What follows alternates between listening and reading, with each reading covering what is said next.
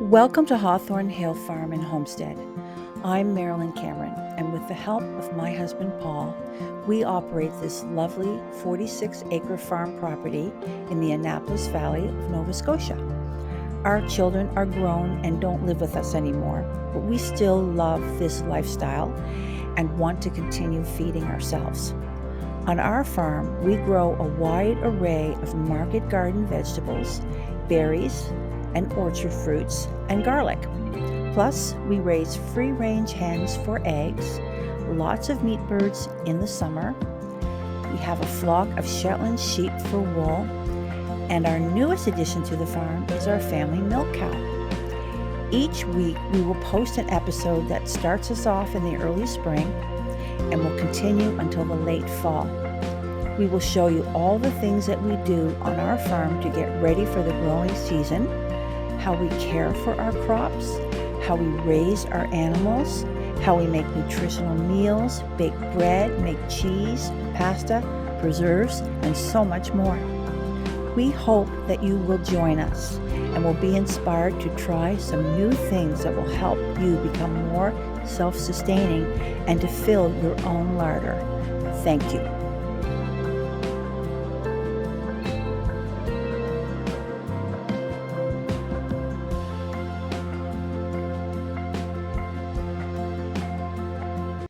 Today we're going to plant some Haskaps. I've got a few things to plant: cauliflower, eggplant, and peppers, and a couple of herbs. What I do is we buy a professional growing mix. I use this big Tupperware vat, and I put quite a bucket of water in there, hot water. It makes it really nice. And then I give it a really good stir until it's not dusty anymore and it's nice and moist. Good enough to get going. Okay. Then what you do, I just pop a cell pack in each one. I fill it up. I kind of take my fingers and I push down, and then I'll top it up with a bit more so that it's fairly firm and nice and heavy.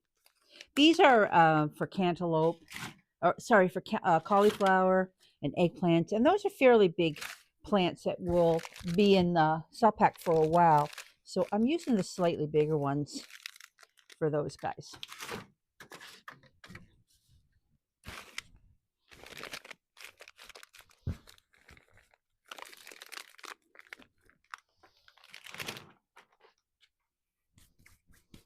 Okay, got some of our cell packs done.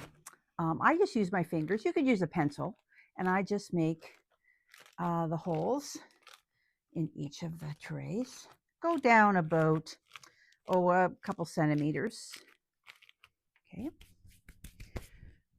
and then select your seeds for this. And it's such a rainy day today outside.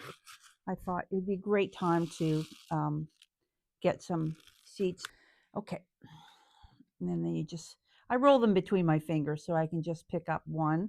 I don't want double cauliflower in each one, and they have a really good germination rate, 97%. There might be one every tray or two that you might have to reseed.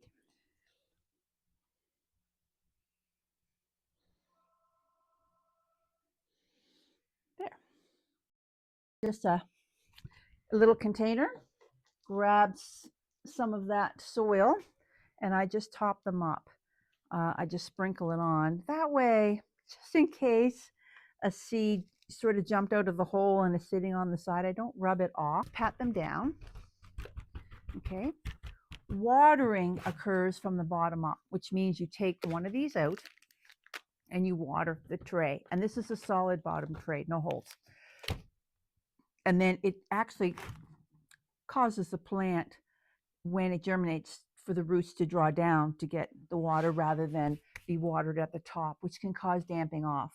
And I've made a couple of little tags. I love these little plastic ones because you can SOS off them if they get faded or you don't grow that anymore, and you can reuse them. So as long as they don't break, you can reuse these over and over.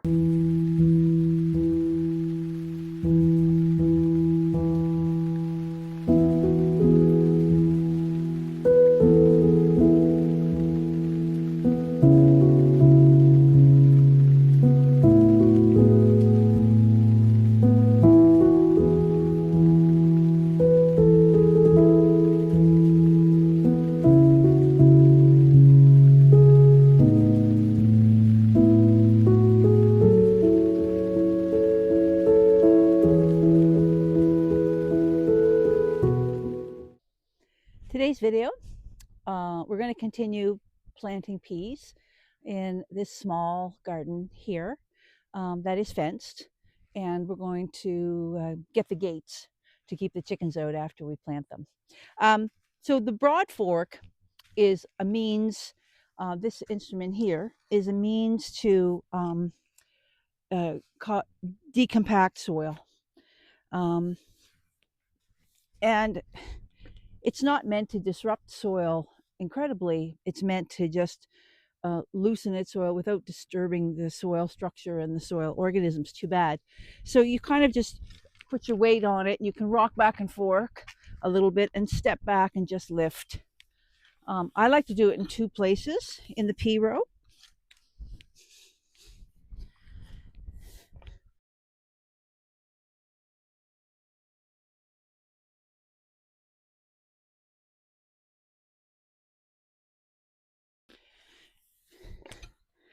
It's quite cool out for April. There's not a lot of heat in that sun today. But it's nice that it's not raining, and the soil is nice and wet. So it's just beautiful for germinating seeds. And this dead stuff on the surface is what remains of oats and peas as a fall cover crop. It adds organic matter into the soil, and the peas add nitrogen to the soil as well.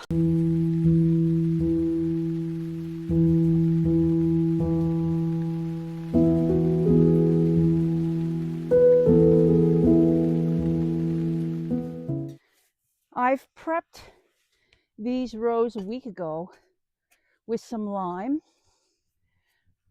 because peas like a nice high pH. And I put a little bit of bone meal, which is a phosphorus. There's a heavy, thick layer of compost on the top.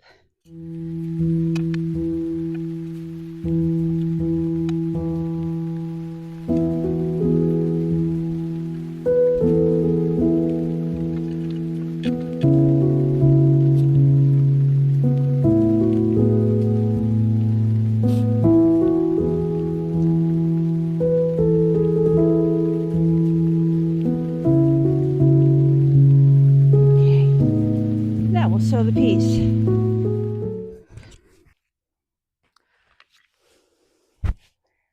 Adding compost can be a remarkable thing for your soil to build fertility and increase soil microorganisms because it's loaded in nitrogen, phosphorus, potassium, as well as microorganisms. So it's the perfect thing, whether it's derives from animal source or it's from organic matter that's composted, such as leaves, bedding, vegetable waste, kitchen waste.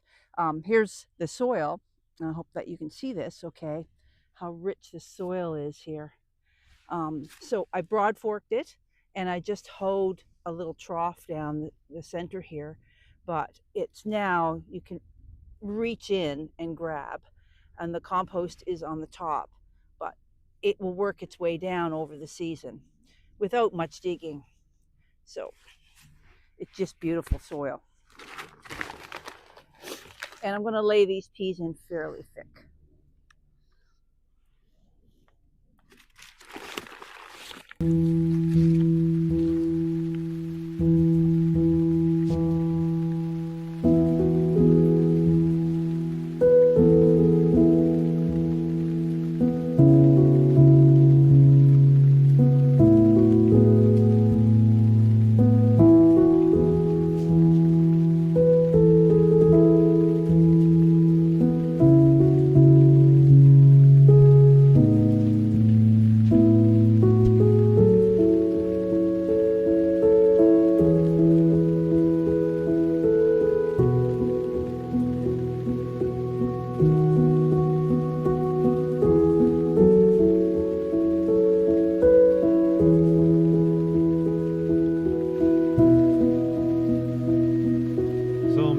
at ground level and try to show you a little bit of what I'm going to do with these lower branches here. Just want to get some of this low stuff out of here.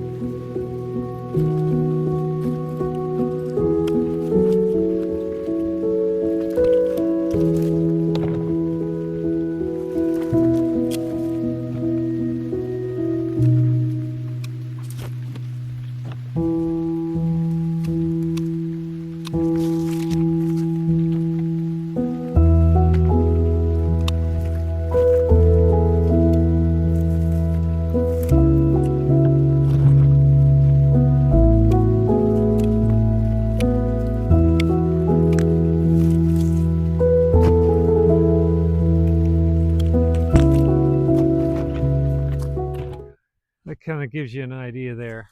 Kind of air it out and I'll go right around that bush and do the rest of them.